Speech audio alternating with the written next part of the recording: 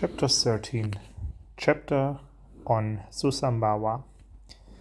When I became a Chakravartin king, I offered the earth with its ocean, its 4 continents filled with jewels to all Buddhas of the past. There was nothing loved nor treasured I did not surrender.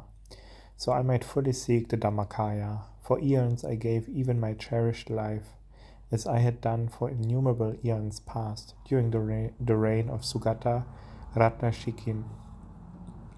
After that Sugata passed into Nirvana, there appeared a king called Susambhava. Hailed as a Chakravartin, ruling the 4 continents, he reigned the earth as far as the oceans. One day, that good king fell asleep in the palace known as Jinendra Gosha. In a dream he heard the virtues of Buddha. In the middle of sleep he did vividly see the Dharma preacher Ratnochaya shining amidst the rays of the sun and expounding profusely this king of sutras. And then that king awoke from his sleep, his whole body overwhelmed with joy. Ecstatic, he came out of the palace and approached the supreme assembly of disciples. Making offerings to the conqueror's disciples, he asked after Ratnochaya, the Dharma preacher, "Where in this assembly of Sangha is the bhikshu Ratnochaya, possessed of virtue?" At that time Ratnochaya was sheltering in another cave, seated in comfort reciting the King of Sutras and reflecting upon it. Then they showed the king Ratnochaya, the Dharma preaching bhikshu, sitting elsewhere in a cave, glowing with glory, brilliance, and splendor. Here, Ratnochaya, the expounder of the Dharma, upheld the profound sphere of royal activity. He always expounded this King of Sutras, which is called the sublime golden light. Prostrating at the feet of Ramochaya, King Susambhava said thus, "Teach me, O you, whose face resembles the waxing moon, the King of Sutras, the sublime golden light." Ramochaya accepted this request, assuring King Susambhava that he would teach, and the gods in the 1,000 worlds rejoiced with great delight. Then that king of humans sprinkled that clean, supremely superb sight with jewel-like water and fragrant water too.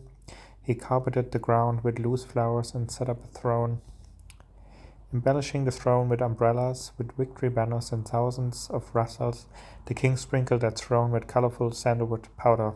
Gods and Nagas, Asuras and Kinnaras, Yaksha kings and Mahoragas too bestrewed that throne with divine Mandarava flowers.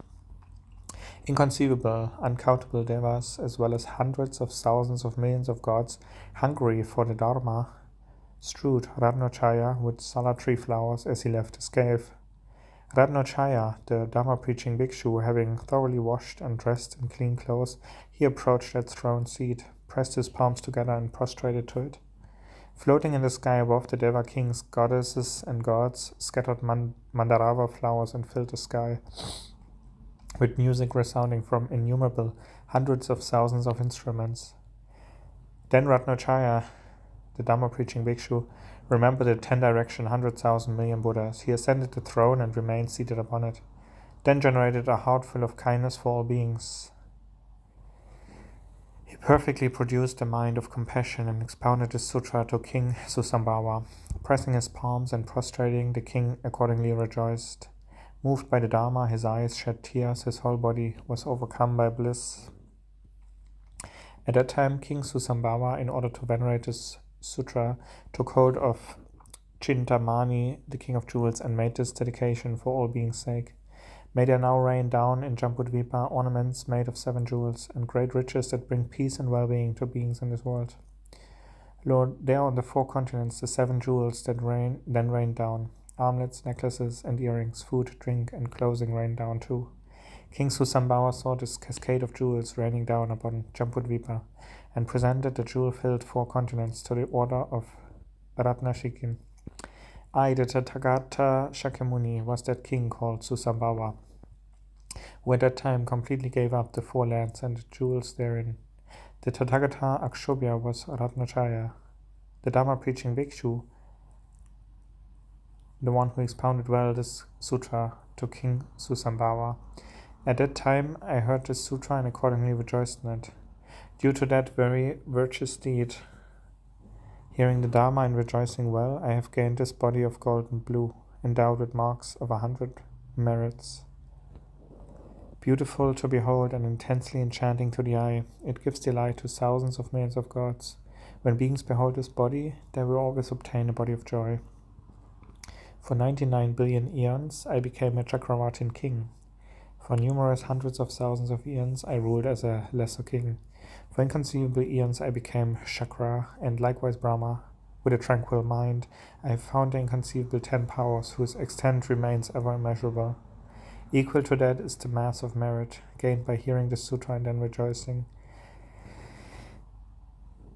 As I desired, I have completed full awakening. I have attained the sublime body of Dharmakaya. This ends the 13th chapter, the chapter on Susambhava from the King of Glory Sutras, the sublime golden light.